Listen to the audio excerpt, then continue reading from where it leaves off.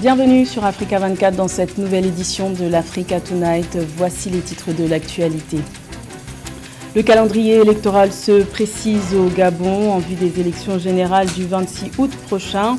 Après l'enrôlement des électeurs, place à la deuxième phase qui est celle des réclamations et de la vérification du nom des électeurs sur les listes électorales. Le forum Invest in Sénégal se poursuit à Diamniadio. Cette rencontre de 3 jours entre dans le plan Sénégal émergent qui prévoit une transformation durable de l'économie sénégalaise.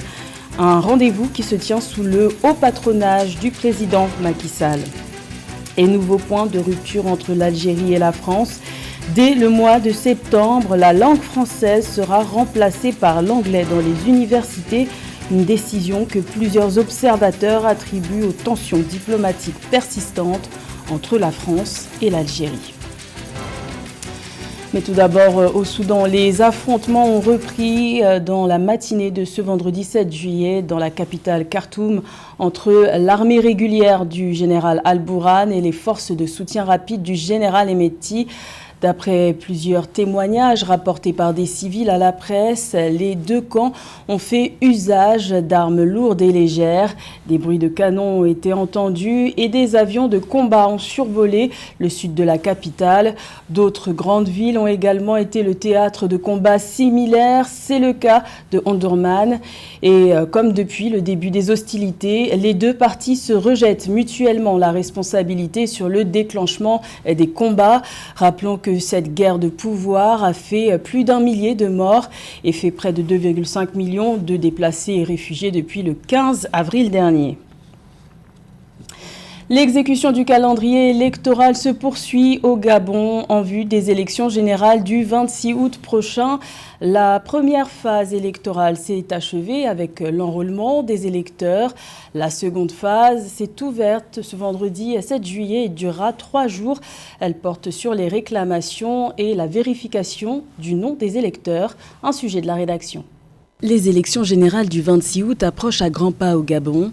Le ministère gabonais de l'Intérieur a dressé le 6 juillet devant la presse le bilan de la première phase électorale qui a duré 33 jours. Nombre d'inscriptions ou d'enrôlements tout azimut, 1 255 662. Seuls 143 971 sont réellement des primo-électeurs, ceux qui pour la première fois sont inscrits sur la liste électorale. En ce qui concerne la période d'inscription, entre le 9 mai et le 7 juin, 55% de Gabonaises et de Gabonais se sont inscrits. Et pendant les 3 jours de prorogation, on a eu près de 45% de nos compatriotes qui se sont inscrits. Le ministère gabonais de l'Intérieur a en outre annoncé un délai de 3 jours pour faire des réclamations sur les erreurs matérielles sur les patronymes. Les Gabonaises et Gabonais sont invités à vérifier que leur nom ait bien été écrit lors de l'enrôlement auprès des centres de révision de la liste électorale. Après cette première phase de révision, il y a une seconde qui est réservée aux réclamations, la correction des erreurs matérielles pour les patronymes et pour ceux-là qui ont 18 ans dans la période requise pour la seconde révision. Donc cet après-midi, nous avons convié ici pour évoquer donc cette seconde révision qui va commencer demain, le 7 juillet, pour s'achever le 9 juillet. La liste électorale sera éditée puis remise au Centre gabonais des élections, CGE, au plus tard le 27 juillet. Le Gabon connaîtra pour la première fois de son histoire la tenue simultanée des élections présidentielles, législatives et locales le 26 août 2023. Les dossiers de candidature à ces scrutins doivent être déposés au Centre gabonais des élections avant le 11 juillet à 18 h. Pour l'heure, le président Ali Bongo Ondimba n'a pas encore officiellement déclaré sa candidature et l'opposition s'avance en ordre dispersé pour la présidentielle à un tour. Une quinzaine de personnalités ont annoncé leur intention de briguer la magistrature suprême. Également dans l'actualité, les pays membres de la CEDEAO seront réunis en sommet ce dimanche 9 juillet en Guinée-Bissau pour juger des avancées des transitions en cours au Mali, au Burkina Faso et en Guinée. 3 pays où les dirigeants issus de coups d'État militaires se sont tous engagés à organiser des élections pour un retour des civils aux affaires au terme des régimes de transition. Ce sommet doit donc permettre d'évaluer l'état d'avancée des chronogrammes fixés par la CEDEAO et par les autorités de transition des États concernés. Des 3 pays, le Mali sera probablement le plus gros dossier avec la nouvelle constitution adoptée à 97% des suffrages par référendum dont les résultats sont contestés par l'opposition malienne. Le Forum Invest in Sénégal ouvert ce jeudi se poursuit ce 7 juillet.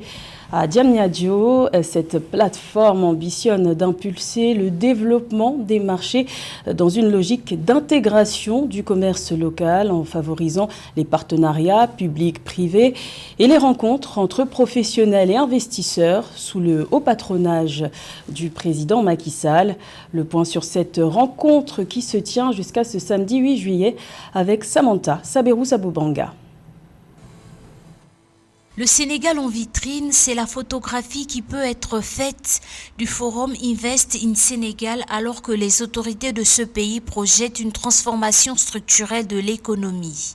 Durant les travaux à Diamniadio, les investisseurs présents, 1300 selon les données officielles, ont exploré de nombreuses opportunités, plus de 50 projets estimés à 2000 milliards de dollars en termes d'investissement. Pour le président Macky Sall, le Sénégal, tout comme l'Afrique, dispose des garanties nécessaires pour capitaliser des investissements. S'il y a un pneu qui est brûlé au Sénégal, on dégrade tout de suite le Sénégal. Parce qu'il y a 2 tartampions qui ont brûlé des pneus, qui l'ont jeté dans l'Internet. Vous allez dans un pays du Nord, on brûle 100 pneus et 400 000 bâtiments. La note ne bouge pas. Voilà le problème. Et nous allons payer donc l'impertinence de certains citoyens, c'est normal, bon, faut l'accepter. Il faut savoir qu'on va le payer cher. Parce qu'on va dire, oh, Sénégal, c'est maintenant dangereux. Il n'y a aucun danger ici, je vous assure, il n'y a aucun danger.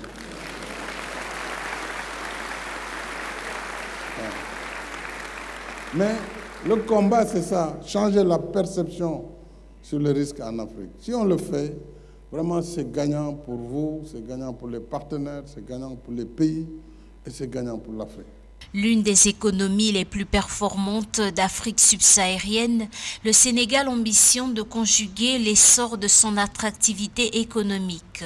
En outre, le gouvernement du Sénégal a pris des mesures importantes pour améliorer l'environnement des affaires du pays, qui facilite notamment la création et l'exploitation d'entreprises à travers le pays. Il s'agit pour nous d'insérer le Sénégal dans l'agenda des investisseurs étrangers et de contribuer à faire de Dakar un hub de services et d'attractivité de l'investissement direct étranger. Je dois dire qu'aujourd'hui, toutes les conditions sont réunies car notre pays dispose de l'écosystème global approprié. À travers le plan Sénégal émergent, boussole de l'action publique, le gouvernement projette un taux de croissance à 2 chiffres pour 2023. Le Forum international des investisseurs, qui a donné lieu à plusieurs signatures de conventions, participe à cette stratégie. Outre l'environnement des affaires qui s'appuie sur plusieurs facilités, le Sénégal mise aussi sur sa réputation de grande démocratie en Afrique, renforcée ces derniers jours par le renoncement du président Macky Sall à un autre mandat pour convaincre les porteurs de capitaux. Dans le reste de l'actualité au Kenya, l'opposition est descendue massivement dans les rues de Mombasa ce vendredi 7 juillet pour protester contre l'augmentation des taxes et le coût de la vie. En réponse à cette manifestation, les forces de l'ordre kenyanes se sont fortement mobilisées et ont tenté de disperser les foules à l'aide de gaz lacrymogène. Rappelons que ces nouvelles taxes, très contestées, émanent de la loi de finances qui a été promulguée la semaine dernière par le président William Ruto pour renflouer les caisses de l'État. Bien que ce projet ait été suspendu le 30 juin par la Haute Cour de Nairobi, l'autorité kenyane de régulation de l'énergie avait annoncé le même jour une augmentation des prix à la pompe pour tenir compte du doublement de la TVA à 16%, comme le prévoit la loi, ce qui a provoqué le mécontentement d'une partie de la population. C'est une infrastructure qui ouvre la voie à l'intégration régionale en Afrique. Le corridor ferroviaire angolais Lobito a été inauguré le 4 juillet. Il relie la République démocratique du Congo, l'Angola et la Zambie. Ce nouvel itinéraire doit permettre de réduire les coûts logistiques et accroître la coopération sud-sud. Plus de détails avec Marie-Raphaël Antolo. Mardi 4 juillet 2023, la République démocratique du Congo, la Zambie et l'Angola ont inauguré le corridor ferroviaire angolais de Lobito pour exporter leurs minerais sur l'ensemble de la région Afrique australe et au-delà. Reliant l'Angola, la Zambie et la République démocratique du Congo, le corridor port-rail de Lobito devrait permettre de réduire les coûts de transport et les délais d'acheminement des marchandises, ce qui aura un impact sur les prix et la compétitivité des sociétés d'exploration. Le corridor devrait également permettre de stimuler l'agriculture, le tourisme et servir de plateforme logistique. Je réitère également mon vœu de voir ce corridor contribuer à la consolidation des liens de fraternité et à renforcer la paix entre nos États et à favoriser les conditions d'une intégration régionale aboutie. L'Afrique australe est la partie du continent la plus riche en minerais et en ressources énergétiques et compte pour près de 36% des ressources minières mondiales. Cependant, le transport de ces minerais est souvent confronté à d'énormes problèmes logistiques selon des experts. Pour pallier cette situation, à marge de l'inauguration du corridor de Lobito, les 3 États ont signé un accord visant à faciliter le transport de leurs minerais. L'instrument signé sous l'égide de la Communauté de développement d'Afrique australe devrait permettre de renforcer la coopération sud-sud et de booster les échanges entre l'Angola, la République démocratique du Congo, la Zambie et les États d'Afrique australe. Je ne saurais conclure sans renouveler mes félicitations au gouvernement angolais ainsi qu'aux autorités de la ville de Lobito pour tous les efforts consentis en vue de la réussite de l'organisation de cette cérémonie qu'ils trouvent ici l'expression de ma profonde gratitude. Que vive la République d'Angola, que vive la République de Zambie, que vive la République démocratique du Congo, que vive le corridor de Lobito.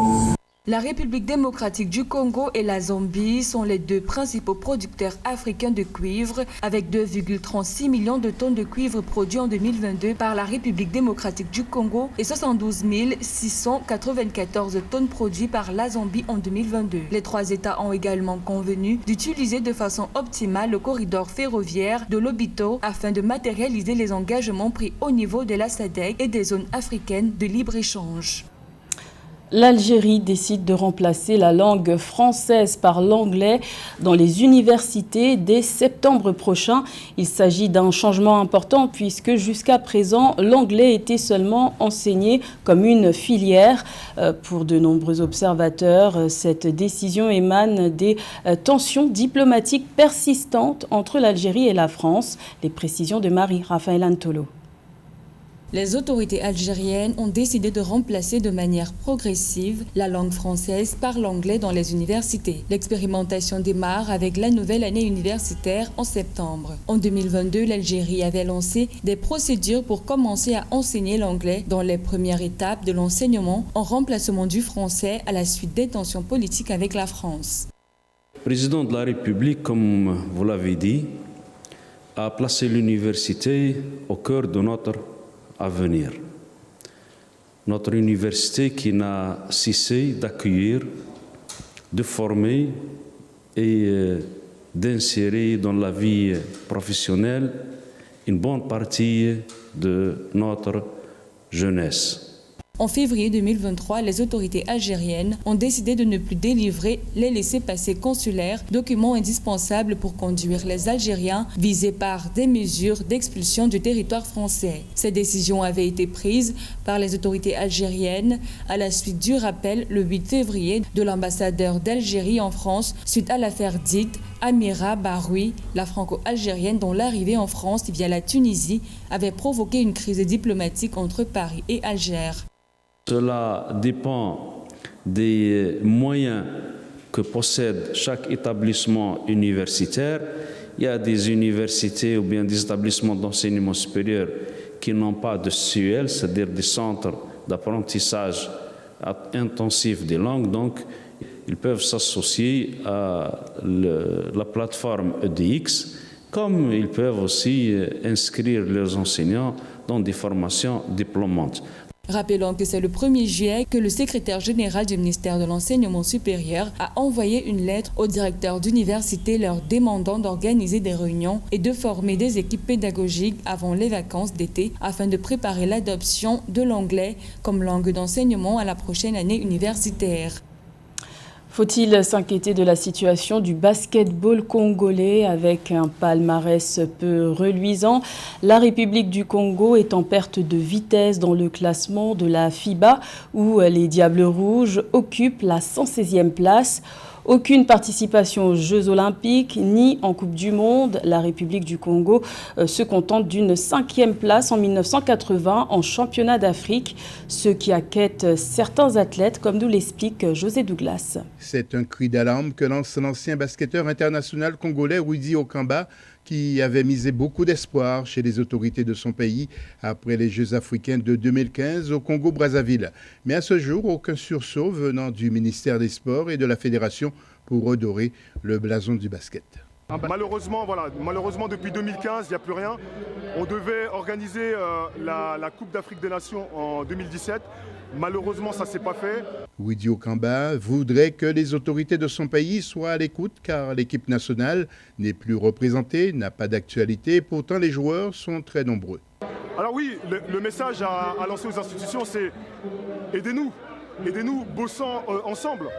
On a une grosse génération. Je ne sais pas si on aura encore une génération. On a des joueurs qui vont peut-être aller en NBA.